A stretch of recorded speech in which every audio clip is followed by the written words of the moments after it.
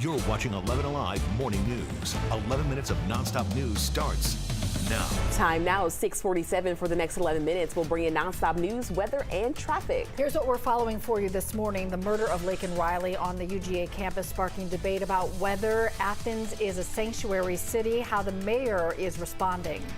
A big deadline under the Gold Dome. It's crossover day, which impacts what bills will become law in Georgia. We break down laws we're keeping an eye on, plus why today is so crucial. A cold front has passed through our area and brought our temperatures down. We're starting off in the 30s and will be cool through the afternoon and cloudy. More details coming up. Our wreck off to the right, 85 southbound at Beaver Ruin Road, jams you back to 316. But what makes you warm and fuzzy? That beautiful sunrise. In just over 24 hours, family and friends will gather to lay nursing student Laken Riley to rest. Laken was killed 1 week ago on UGA's campus. Her death has stirred a bigger conversation about safety and immigration in our state and nationwide. Her accused killer, Jose Ibarra, is not a U.S. citizen. Protesters came to the mayor's press conference, Mayor Kelly Gert addressing what he says are untrue claims that Athens is a sanctuary city. And no policies have been adopted by the mayor and commission that have created sanctuary city status in Athens. The mayor says the city has committed to be welcoming for all. Today, President Joe Biden and former President Trump will both be in Texas on the southern border. NBC's Jay Gray joins us from the border town Brownsville, Texas. Significant timing for this trip, Jay. Brownsville is where President Biden will be today, and just up the Rio Grande, former President Trump will be in Eagle Pass. Let's start with the president's visit, his second to the southern border since taking office.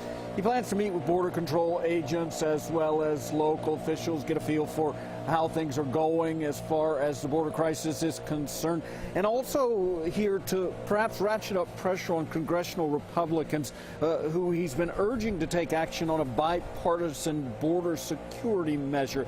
That's been a back and forth in Congress for quite some time. Former President Trump continues to use the border crisis as a major campaign issue, and overnight released a campaign video on social media linking the recent murder of Laken Riley to what he calls the current administration's open border policies. There's also, guys, likely no coincidence that the visits come just less than a week ahead of Super Tuesday primaries, both here in Texas and across the country. Back to you.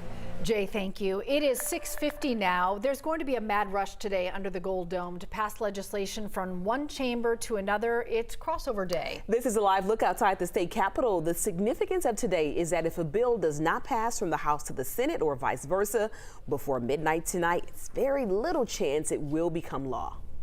Crossover day is the sort of the midpoint, but really there's still many more steps beyond getting it past both chambers. These bills still have a long way to go. Let's take a quick look at some of the bills we've been following for you, and when we checked overnight has yet to cross. Senate Bill 221 looks to end automatic voter registration. Instead, it would require voters to opt in when you receive or renew a driver's license. SB 33, the school voucher bill, would allow some students at low-performing schools to apply for a $6,000 voucher to attend private school. And finally, SB 492, also known as Addie's Law, which is aimed to protect students at bus stops. The bill is named after 8-year-old Adeline Pierce, who was killed after a car hit her trying to get on the bus. Addie's Law would require a bus stop to be on the same side of the street where the kids get on or off the bus. Each bill has a 2-year lifespan, so the bills introduced this session that don't pass, they can be brought back next year. That was a look at your headlines this morning. Chesley, we feel the changes right now. That's absolutely right. We had a windy day yesterday. Those winds have come down just a little bit. You can see this flag flying over Northside Hospital, just kind of waving in the wind just a little bit, but you notice the clouds overhead as well. Temperatures right now in the city of Atlanta right at 39 degrees. A bit chilly on the outside. You're going to need that light coat or at least a heavy jacket. Winds out of the north right now at about 9 miles per hour, at least over the city.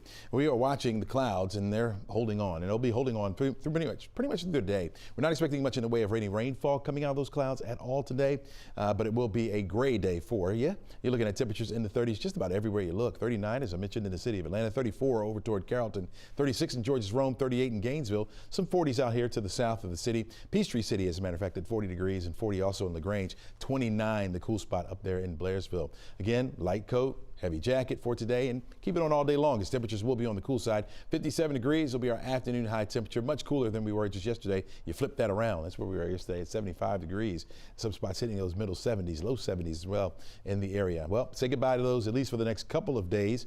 We got cooler air that has pushed into our area, and we're going to hold on to it. Despite the fact that we won't see much sunshine today, again, we'll get into the 50s, and that rain off to the west of us will eventually make its way over toward us. You can see it just fading away, not even making it into Alabama before it begins to evaporate there, but eventually that rain will get in here. And I'm thinking later on tonight, closer to the midnight hours, when we'll see that rain increase in our area, will be a soggy commute for us tomorrow as well, and cooler than it will be today. So it's going to be a cold rain for us. 80% chance for that rain coming to us by tomorrow. We're going to hold on to the threat for rain, but it's going to be a low chance as we head into the weekend.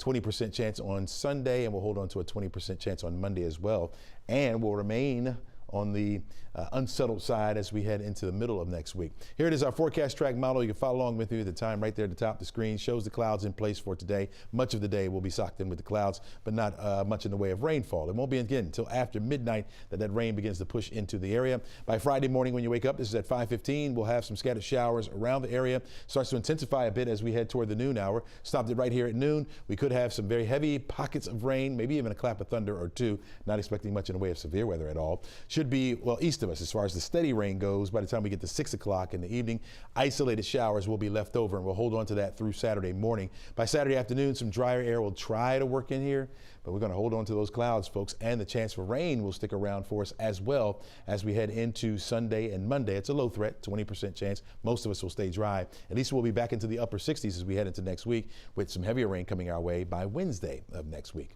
Crash? All right, Chesley, not the worst rush hour, but definitely getting crowded, especially along I-85, where we put a wreck in the way southbound right near Beaver Ruin Road. The only thing that's left are 2 cars sitting off to the side of the road. That's about it. But things got jammed up back towards 316. Your trip time about 30 minutes from 316 down to the perimeter. Most of that between 316 and Beaver Ruin. Once you get by Beaver Ruin, though, you're in pretty darn good shape to the junction. Getting a little bit worse out west. I-20, this eastbound wreck past Highway 92, now impacting a right lane, slowing you back beyond Highway 5. May want to consider Highway 78, Veterans Memorial Highway, depending on where you need to be and what time you got to get there. A live look, West Expressway, a whole lot of brake lights, folks, trying to get out of Douglasville. Aisha? Right now in DeKalb County, a current and former officer have to turn themselves in after being indicted in a deadly shooting. Liza Lucas joining us this morning. Liza, what do we know right now? Good morning. Yes, Miranda Salmon's sister promised to get justice in her brother's death, and now the 2 officers that are newly indicted in Salmon's death must surrender to authorities here at the jail by 5 p.m. on Friday. Now, one of those officers is actually a former officer after being allowed to resign last year. Officer Russell Mathis Jr. faces involuntary manslaughter and reckless conduct charges stemming from the November 2022 shooting. Officer Jordan Vance also faces reckless conduct charges. DeKalb DA Sherry Boston says the 2 DeKalb County police officers were responding to a Stone Mountain home late at night, investigating a call about a stolen car when the shooting occurred. The DA says Officer Vance knocked on the front door of the house, which swung open. She says the 2 officers entered the home, failing to identify themselves as police, ultimately encountering Salmon sitting on his bed in the dark. And in a matter of seconds, she says Mathis opened fire, killing Salmon. The DA says Salmon had thrown a cell phone at Officer Mathis, which he had thought was a knife. Now, the DA says that Salmon was unarmed at the time of the shooting, though a holstered gun was recovered in his bedroom. She says he was a lawful gun owner. We're going to continue to follow this. Again, they have until 5 p.m. on Friday to turn themselves in. Sending it back to you. Liza, thank you. 6:56 now. Happening today, the family of a 19-year-old killed near Georgia State's campus plans to announce a lawsuit. It includes the racetrack gas station and a nearby apartment complex. Deasia Hart was shot and killed at the now closed gas station on Piedmont last October. Police say she was an innocent bystander. The family claims 911 did not respond to calls for help either. Stick with 11 Alive for the latest from today's announcement. Today is the ransomware deadline for Fulton County. The county is back on the victim list now for cybercrime organization Lockbit, so we are watching to see if they release any personal, county, or court information. Fulton County has previously said they will not pay a ransom. A favorite at Chick-fil-A is under recall this morning. The company is recalling the Polynesian dipping sauces all around the nation. The Atlanta-based chain says it's due to concerns over allergies. In an alert on the Chick-fil-A website and the app, the company says some of the sauces may contain a different sauce that includes wheat and soy allergens. They say if you took home the Polynesian sauce between Valentine's Day and this Tuesday, throw it out. Well, by noon today, temperatures will be in the 50s. We're starting off in the 30s. It's very chilly out there. Grab that heavy jacket or a light coat. Cloudy skies pretty much through the day. By 3 o'clock, we'll reach our high of 57, so we're going to call that cool. By 6 o'clock, we're down to 53 degrees, still under cloudy skies. Rain will come in after or closer to midnight and will last right on through the day on Friday. All right, Chesley, no red alerts, but we're going to leave you with a wreck 85 south at Beaver Ruin and one other one on I-20 eastbound past Highway 92. I'll get you an update at 7:26. All right, Crash. Well, we hope you have a great rest of your day. See you back here tomorrow morning.